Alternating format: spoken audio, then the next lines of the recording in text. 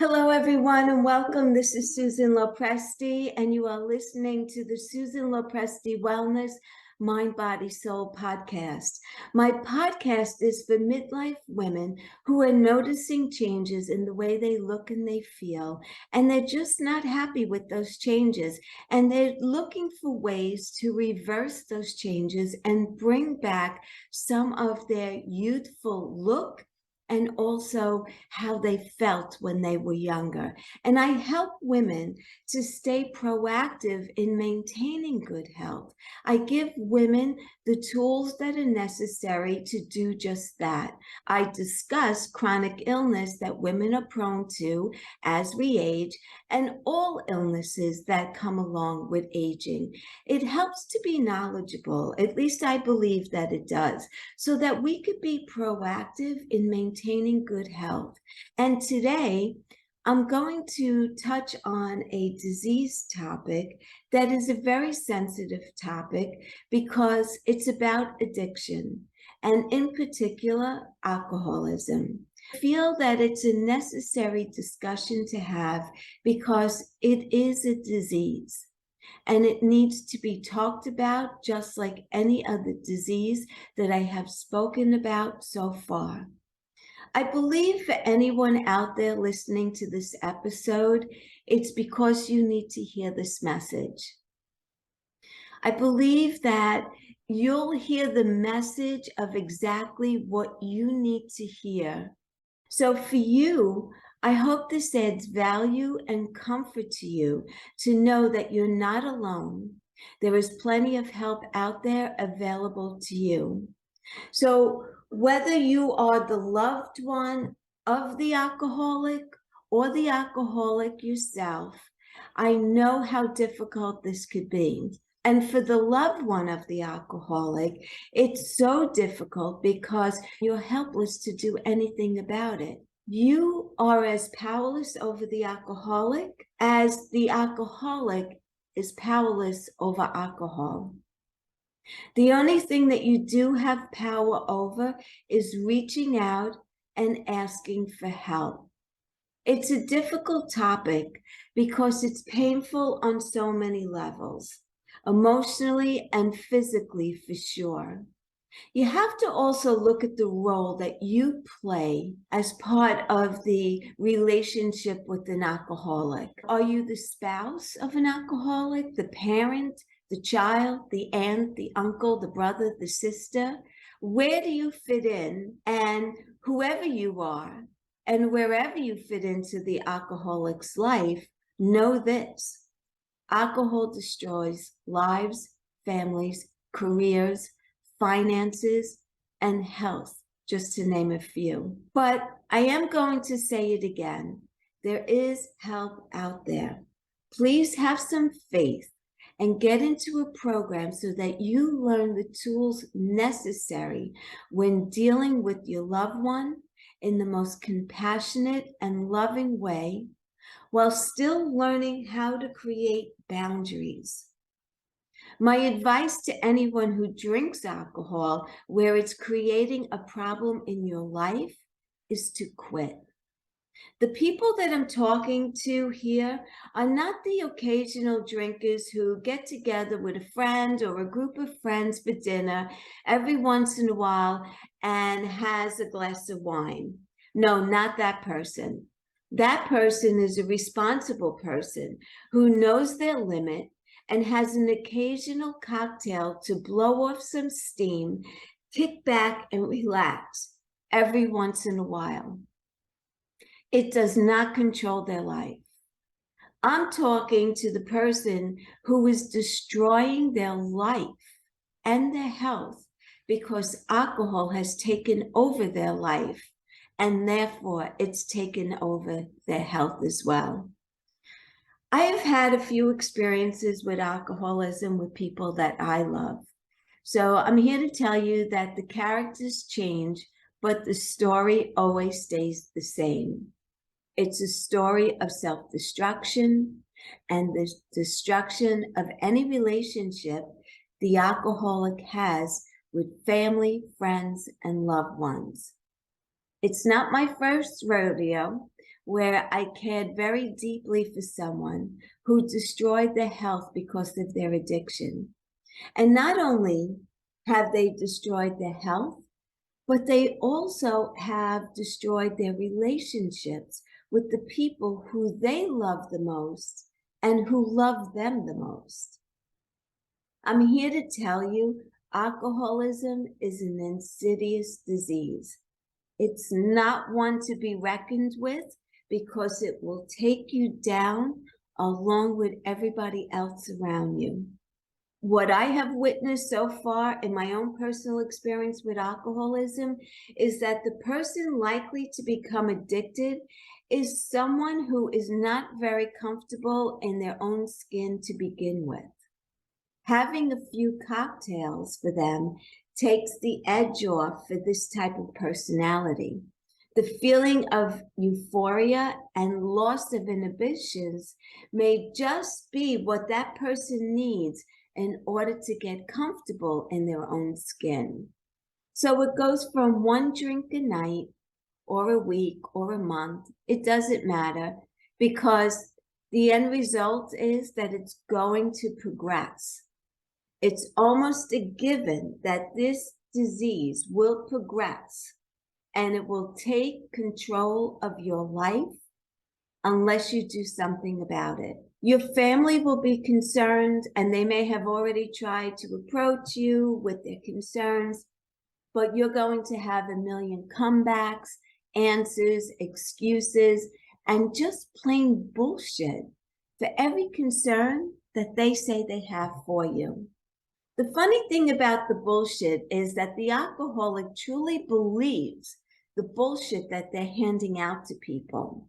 And the sad thing about that bullshit is that no one that they are bullshitting to believes their line of shit. And why is that, you may wonder? I was one time sitting in an open AA meeting and someone was up speaking, and he said, "How do you know if an alcoholic is lying?" And he quickly responded, "The answer is if their lips are moving."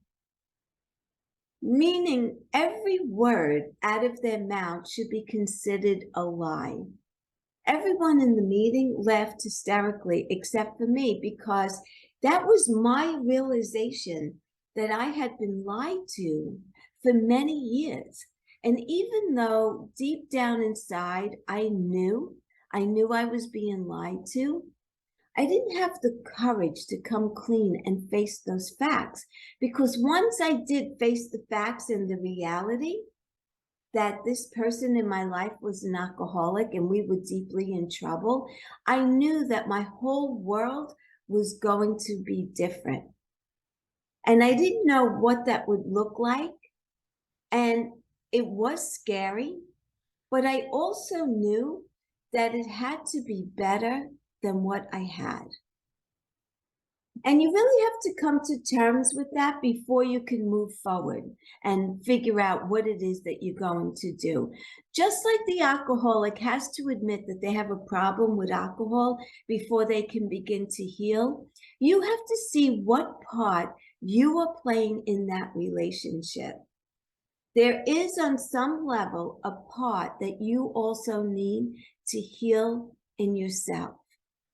I used to go to AA meetings to try to understand the mind of the alcoholic and why they chose alcohol over everything else. The people who love this person the most are the ones that suffer the most. I've seen it time and time again. Some people I know who had addiction problems have worked on themselves and have turned their lives around, but others were not that lucky.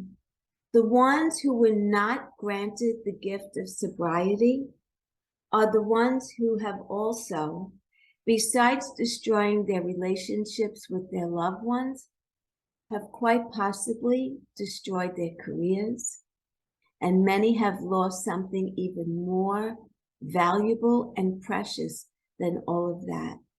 And that is that they lost their gift of health, of good health. Alcohol is a drug, and some people have a reaction to alcohol that's different from others. An alcoholic is not able to just have one drink and call it a night. No, they have to continue drinking until they reach the point of delirium.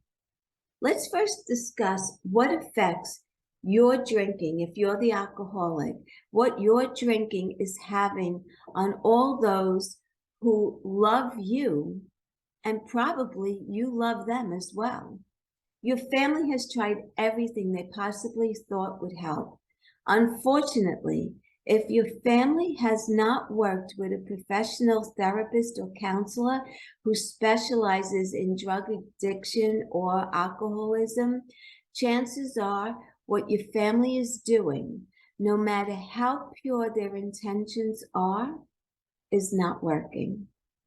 It's very frustrating to watch someone destroy their lives, their family, and their health because they cannot eradicate this hold that this addiction has over them. As the person who's watching your loved one destroy their lives, you feel helpless. You have tried talking, begging, pleading, crying, threatening to leave them, and any other crazy behavior that you can think of. The people closest to this person begin to become crazy in their own behavior as well. Basically, everyone becomes insane. That's why the first plan of attack is to get the family into a program for everyone. Counseling helps to understand the behavior of the alcoholic and to have compassion for them. And believe me, that's not as easy as it sounds, and that's something that you as the family member or loved one has to work on every single day. Think of the years of resentment that your family has for the alcoholic because they can't get their life together. To the alcoholic listening today, know this: we are worried about you. And when I say we, I'm talking about everyone who loves you. I am here to tell you that your loved ones are concerned for you because you are not allowing yourself to live your best life because your life is controlled by a drug. And in this case, the drug is alcohol. So here's what you're up against if you are a heavy hitter or a full-blown alcoholic whose life has unraveled, as well as the lives of everyone else who loves you and is connected to you. I know how easy it is for the alcoholic to blame their behavior on someone else. Actually, everyone else is usually to blame for everything. The alcoholic takes zero responsibility for their behavior. It's very frustrating, and you start believing that you are the crazy one. Again, that is why you need therapy or Al-Anon or any other type of support group that can provide guidance for interacting with the alcoholic. These groups show you how you could be enabling the person to continue to drink without knowing it. A family member may not realize that in the beginning, if they're helping them out, either financially or giving them a place to crash or supporting them in any other way where they are not allowing the alcoholic to take responsibility for their behavior and for their own lives.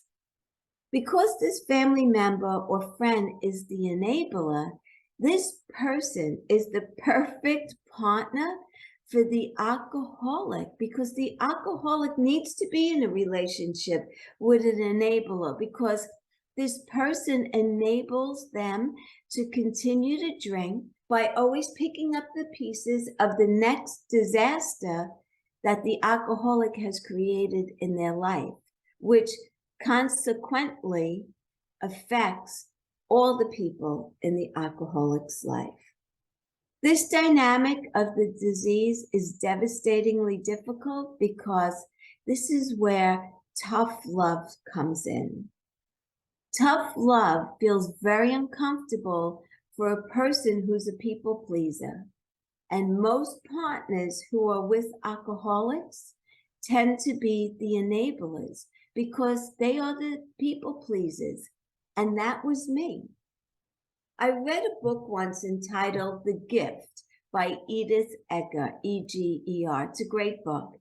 And there was a line in the book that said, sometimes we have the need to be needed. We don't feel that we are functioning well if we're not rescuing people. But when you depend on being needed, you're likely to marry an alcoholic. And when I read that line in this book, it was like a kick in my stomach. I didn't realize it at the time when I was in a relationship with my ex, but both the alcoholic and the loved one dealing with them are in this relationship together, meaning they both have wounds that need to be healed and be at peace with. And you develop this relationship with this person so that you could meet your needs and learn your lessons needed to learn in this relationship. And the same goes for the alcoholic. For me, I guess, it was the need to be seen and to be needed. If you're dealing with an alcoholic, you know how much they're going to be needing you, because alcoholics always need someone to pick up the pieces of whatever ghastly situation they've created for themselves this time. And I say ghastly because where there's alcoholism, there's going to be a lot of drama. The process of healing from alcoholism needs to get healed on many different dimensions. I just talked about relationships that play such an important part in the disease. This topic really is a topic that I could talk about day and night, as I have so much personal experience with it firsthand. It was my experience, so please understand that I am not a counselor in this field, but I have lived it firsthand for so many years so that I feel qualified enough, unfortunately, qualified enough to speak about this topic very confidently. And I've helped some personal friends. I've never done this as a business. I've never taken money from anyone, but just friends and families that are struggling with the disease of alcoholism or addiction. I've talked with them. I have helped them. And based on my own personal experience, I was able to give them a lot to consider before they decided to leave. You know, I mean, a lot of people think that's the first option, but it's not. First of all, I always say to see your loved one as someone who's sick. That's the first thing that you need to do. You need to establish the fact that they're sick. You say, why can't they just stop drinking? It's not that easy. It took me a long time to understand that myself. It's not that easy. And with that thought process of seeing them as sick, and you'll find compassion for them, but also be sure you're not allowing them to cross boundaries with you. Most of the advice that I give is to get professional help from someone who specializes in addictions. So I really encourage that to anyone who comes to me and says, how did you handle this?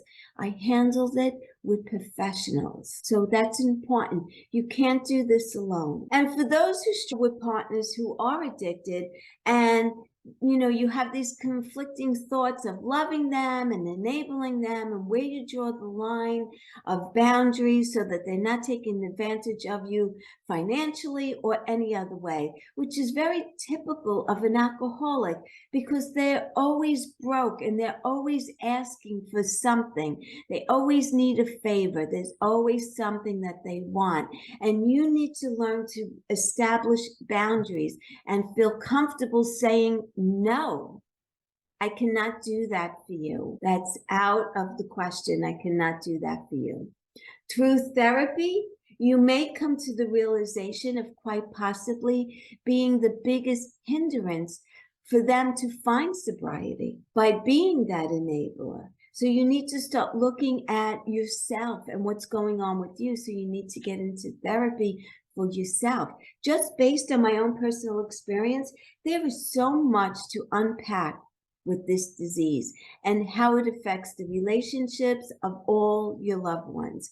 And I could go on and on with this topic, but I will leave it here for now. If you feel that you would like more topics like this in the future, please leave me a comment. Let me know. I would be happy to create more about this topic because it was such a big part of my life for so many years. And I would like to be able to help others as well. But from here, I want to go on to talk about the effects of alcohol, that what it has on your physical health of the alcoholic. Let's discuss this overconsumption of alcohol on a consecutive basis and what it's doing to your health. The National Institute of Alcohol Abuse and Alcoholism says drinking too much on a single occasion or over time can take a serious toll on your health.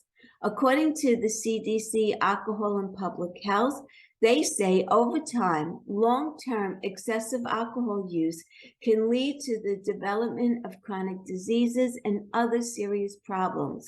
There are clear patterns between alcohol consumption and the increased risk of certain types of cancer, such as head and neck cancer, including the oral cavity, and also liver cancer from continuing to drink. And also, besides those cancers, breast cancer studies have consistently found an increased risk of breast cancer in women with increasing alcohol intake. Women who consume about 1 drink per day have 5 to 9% higher chance of developing breast cancer than a woman who does not drink at all. Drinking increases your chances of colorectal cancer. It also contributes to high blood pressure, heart disease, stroke, again, liver disease, and digestive problems. Now I want to go on and I want to look at the brain because alcohol interferes with the brain's communication pathways and can affect the way the brain looks and works. These disruptions can change mood and behavior and make it harder to think clearly and move with coordination. And anyone who has witnessed a drunk person sees them stumbling and falling down, and that's because the brain has been affected by the alcohol. And then the heart. Drinking a lot over a long period of time or too much on one single occasion can damage the heart, causing problems such as cardiomyopathy, which is the stretching and drooping of the heart muscle, arrhythmias or irregular heartbeat, stroke, high blood pressure. And again, let's look at the liver because the liver is extremely affected by alcohol. Heavy drinkers take a toll on the liver and can lead to a variety of problems and liver inflammations, including a fatty liver, alcoholic hepatitis, fibrosis, cirrhosis. I actually know several people in my own personal life who have had this illness due to drinking and had other liver problems as well. And some were luckier than others to survive. So it's a killer. It's not a joke. It will kill you. And then the pancreas is affected. Alcohol causes the pancreas to produce toxic substances that can eventually lead to pancreatitis, a dangerous inflammation and swelling of blood vessels in the pancreas that prevent proper digestion. Based on data from 2009, an estimated 3.5% of cancer deaths in the United States, about 19,500 deaths, were alcohol related. And then also your immune system is affected. Drinking too much alcohol can weaken your immune system, making your body a much easier target for disease. Chronic drinkers are more liable to contract diseases like pneumonia and tuberculosis than people who do not drink too much.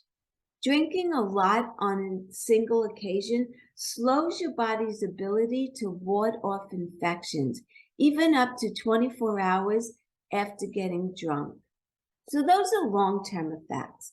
Now I want to talk to you about what are some short-term effects of drinking. So excessive alcohol has immediate effects that increase the risk of many harmful health conditions.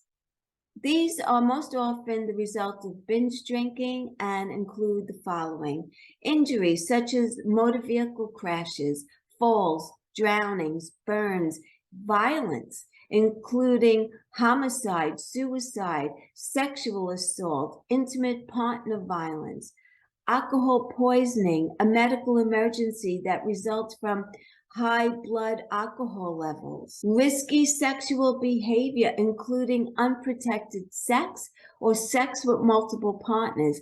These behaviors can result in unintended pregnancy or sexually transmitted diseases, including HIV. Another risk is miscarriage and stillbirth or fetal alcohol spectrum disorder among pregnant women. So please, if you're pregnant, you should never be drinking. So as you can see, a moment in a lapse of better judgment because of alcohol can have a lifetime effect on you and your health, and also the ones that love you the most. Also, learning and memory problems, including dementia and poor school performance, mental health problems like depression and anxiety. By not drinking too much, you can reduce the risk of these short and long-term health risks. As you can see, drinking alcohol can really screw with you if you don't have a healthy relationship with it. You must become honest with yourself. If you feel that you struggle having a healthy relationship with alcohol, you need to really look at that. And what do I mean by a healthy relationship? I simply mean that you're capable of having one cocktail and not becoming obsessed with having the next. If you can't be that person, you will know that you don't have a healthy relationship with alcohol. You may not be able to admit it right away, but eventually it will begin to control your life. And you can guarantee that sooner or later, your world, as you currently know it, will fall apart if you don't get a handle on your drinking. There is so much help available out there, so many resources. You can't use the excuse that you can't afford it, because you could go to AA, NA, Al-Anon, Nar-Anon groups, Alateen, which is for teens struggling with family members who are alcoholics. There's so many 12-step programs are great, and they're great ways to begin to get the help that you need simply by just contributing a small donation to the cause. That's all it's going to cost you, $1 or $2 in a basket that they pass around. So alcoholism and addiction are very difficult for families to deal with. You would think it's as simple as the alcoholic just staying away from it, but it's not that easy. I pray for all those struggling to find sobriety, for the addict and for the family. Please reach out to me if you would like to talk to me about this. Unfortunately for me, I have many years of experience with the situation, and fortunately for me, I was able to move away from it, and my life has completely turned around when I changed my life by changing the people who no longer served me or brought me peace. If any of you would like to hear more on this topic, please feel free to leave a comment and let me know. And if you think that this episode could help anyone that you know, I would so appreciate it if you could share it out to them, because it may be the message that they need to hear today to give them the encouragement to pick up the phone, make that call, Get help. Go online. Look for an Al-Anon meeting. Look for an Alateen meeting. Look for an AA meeting if you're an alcoholic or a drug addict. NA meeting. Thank you again so much for listening. I so appreciate each and every one of you. It is my pleasure to have you here. And until the next time, be well and stay happy. Bye for now.